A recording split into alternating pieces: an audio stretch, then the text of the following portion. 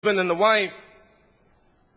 How can you be happy when somebody been married 30 years and all of a sudden, one day, the husband say, I don't want to be married to you anymore. Or the wife says, I want to get a divorce. I'm not happy. How often? How often do we have people come visit Masjid al-Taqwa, 1 block south of our masjid, a homeless shelter, 1,000 homeless men? How could you find happiness here when those whom you love been married for years and then someone dies? How can you get happy? How can you be happy when our senior citizens who have been retired for years have to go back to work because of the economy right now? How are you going to be happy? We had a janazah this morning. One of our brothers, his baby died a few days ago. How could you have happiness here? Alzheimer's disease and sicknesses and all of that. Millions of people visiting the emergency rooms and emergency rooms in the hospitals every day. How can you be happy here? So brothers and sisters, I'll leave you with this thought. I want to mention a woman that probably you never heard of before, because I want us to walk out of here, this conference, with something that's going to affect us so that we have the right attitude. January 26, 1972, there was an airline 33,000 feet in the sky that was blown up by a bomb. Everyone on the plane died except one woman. Her name, Vesna Vulovic. 33,000 feet in the sky. Let me give you some perspective. Remember the World Trade Center? And you remember people jumping off of the building and dying? The distance, 1,368 feet. Tell me how a bomb explodes 33,000 feet in the sky and the plane blows up and a woman 22 years old survives because she wasn't part of the plane, and the plane, when it hit the mountain, it hit some snow, and she's alive today to talk about it. And you know what they say? She cheated death. Wrong words. It was because Allah wrote,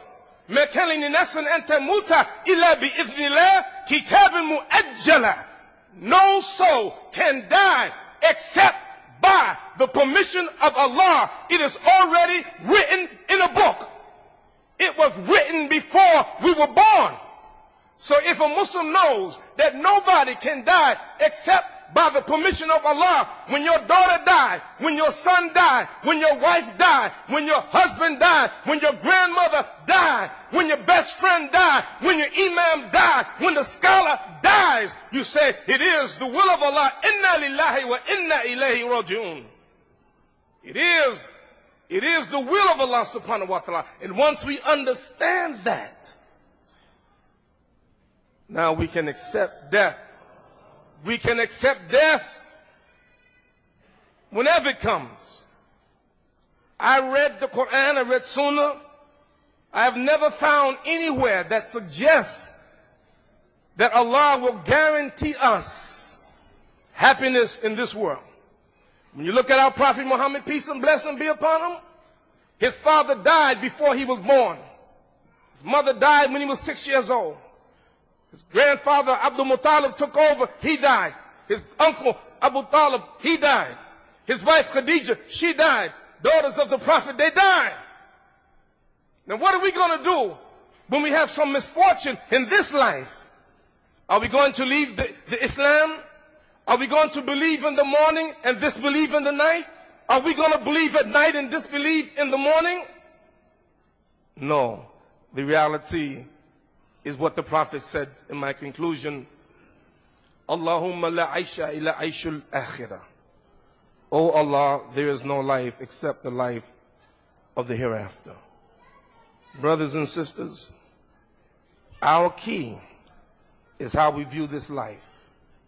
For me, in us, according to one scholar, Sheikh Jamal, I was reading your book, and you mentioned in this hadith that one scholar, he wrote that when Allah told the angel to write Sa'id or Shaqi, all it was one word, either one or the other. Now, brothers and sisters, we should want to know, inshallah, that Yawm al-Qiyamah, Allah subhanahu wa ta'ala will enter us into al-Jannah. And by the way, there was a survey taken by some social scientists, and they asked the question, which country is the happiest country? Who do you think they put number one? Denmark. How did they know that? And what was the last one? Least happy? Zimbabwe. And which is the richest nation on the earth? United States. And what place were they in? 16. Subhanallah. So, brothers and sisters, I conclude with this issue.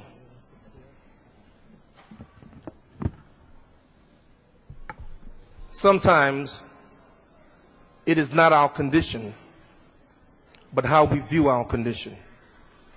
Sometimes it looks very difficult for us and very dark for us until we translate, understand, and interpret. I conclude with this. Our Prophet Ibrahim alayhi salatu wasalam left his wife Hagar and his son in the desert, and he went away. And as he was walking away, Hagar asked, "Ya Ibrahim, where are you going? Where are you going? Are you going to leave us in this valley?" He keeps on walking. And then she asks the question, "Have you been ordered by Allah to do this?" He said, "Yes." And so she said, "Allah will not desert us." And then her son grows up. He gets married. His father's not there. One day he goes away to work. Ibrahim alayhi salatu wasalam comes to visit. He asks a few questions. "How is your condition?" She goes on to complain that it's very bad, it's very miserable. Prophet Abraham said that when your husband comes, give him the salams and tell him to change the threshold of his gate.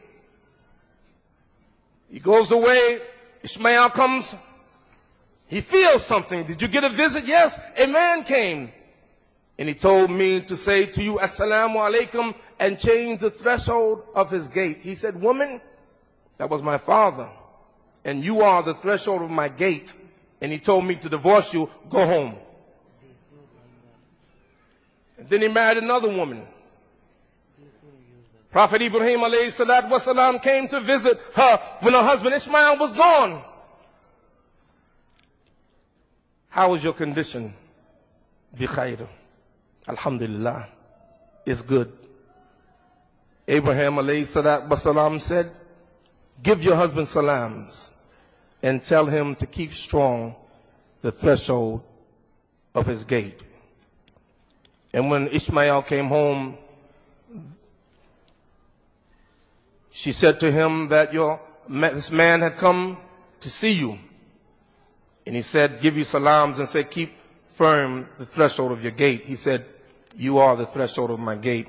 and that was my father, and he said that I should remain married to you. 2 women, same condition, different outlook. Our condition here in this country is great when we serve Allah subhanahu wa ta'ala. And when we serve Allah, no matter what happens to us, Allahu Akbar. Because we want to be Sa'id on Yawm al-Qiyamah, and we want to go to Jannah.